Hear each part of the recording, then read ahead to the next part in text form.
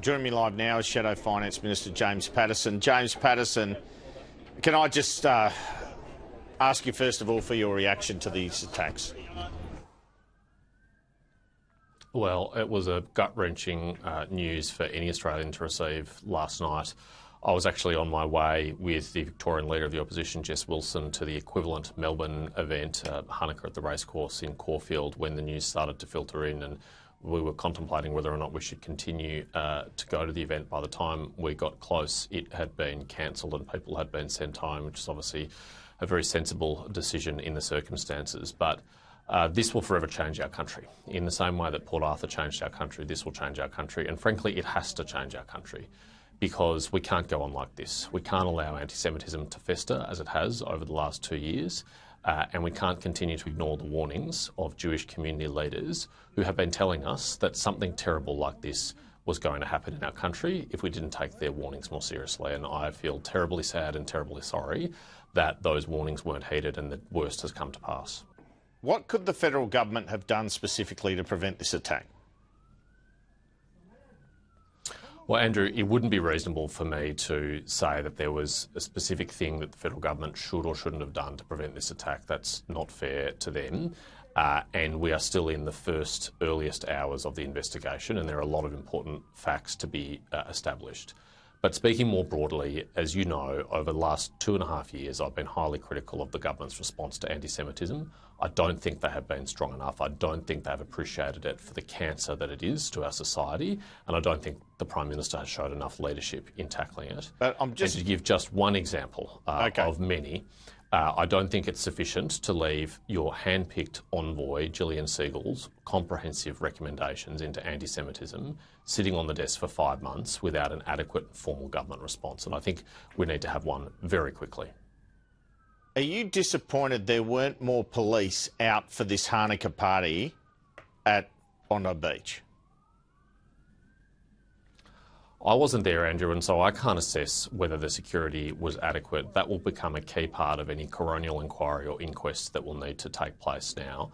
I can only speak from my experience attending the equivalent event in Melbourne most years, and that is there's usually a heavy police presence and a visible police presence, and that's in addition to the community security group, which is the Jewish Community Security Force, which is largely comprised of volunteers, but does include volunteers who are trained and licensed to carry firearms as well.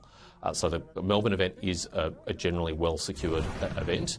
I can't judge the Bondi event because I wasn't there, but self-evidently that will have to be a key line of inquiry. Should the PM recall Parliament this year and pass laws in order to address anti-Semitism or any kind of terror threat? We're prepared to facilitate that if the government thinks that's necessary, and I think it is a good thing that the Prime Minister has convened the National Cabinet today and is speaking to premiers, because any public policy response will have to involve state governments as well, as many of these law enforcement issues do sit in the state realm.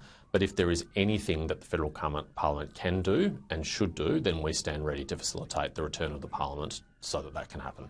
All right, well, he's indicated one thing he will do is gun laws. What's your response to that? We're certainly happy to look at that, and I think there are some important questions that need to be answered, like, for example, how a non-citizen was able to become a licensed firearm owner and have up to 6 weapons, if media reports are accurate, and also how someone whose son was a person of interest to ASIO because of his associations with extremism was able to obtain and retain a firearms licence. I think that does need to be looked at. I would also say 2 things, though, Andrew, which is that our starting point is we have some of the strictest gun laws in the world, and I support them, and that's a welcome thing. If there's more tightening up and clearing of loopholes that needs to happen, then we'll be very happy to look at that. But secondly, we shouldn't allow a focus on gun law reform, as necessary as that may be, to obscure the broader and more serious problem here of anti-Semitism. If these men have had no access to firearms, they still could have done an enormous amount of harm. We know they had an improvised explosive device in their cars. They could have detonated that. They could have used their cars. They could have used a knife. They could have used any other means of killing Jews. And if there are people in our community who want to kill Jews, that is the cancer that we must be focusing all of our energy and attention on solving.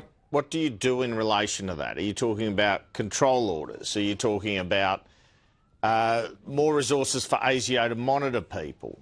I mean, it seems some of these extremist people, you're not going to talk them around by the PM giving stronger press conferences on anti-Semitism. So what do you think can practically be done to prevent these sort of, and they do appear like a sort of a double lone wolf, from acting? Well, ever since the 8th of October, the day after that Hamas atrocity in Israel, when there was a rally in Western Sydney that celebrated the killing of Jews in Israel, I think it's clear we've had a serious problem of anti-Semitism in this country, and it has festered and become worse over the last 2 years because the government hasn't taken enough action to address that. And you're right, a press conference by the Prime Minister on its own may not have been enough to turn the tide on that, but enforcement of the law certainly would have helped, and real consequences for people engaged in this incitement to violence against their fellow Australians based on their faith also would have helped. It is inexplicable to me that many people have displayed publicly the flags and symbols of listed terrorist organisations, or paraded with photos of terrorists like Hassan Nasrallah, the head of Hezbollah, like Yahya Sinwar, the head of Hamas, like the Ayatollah Khomeini, the head of the Islamic Republic of Iran, and they've done so without consequences. And frankly, that Labor MPs marched across the Sydney Harbour Bridge standing in front of the photo of the Ayatollah Khomeini, the head of a regime who we now know was behind a state-sponsored terror attack on a synagogue in Melbourne, the Adass Israel Synagogue. Far too much tolerance of intolerable behaviour has occurred in our country over the last 2 years, and frankly, I'm not surprised, and the Jewish community is not surprised that it has come to this. James Paterson, thanks for your time. Well, we do have an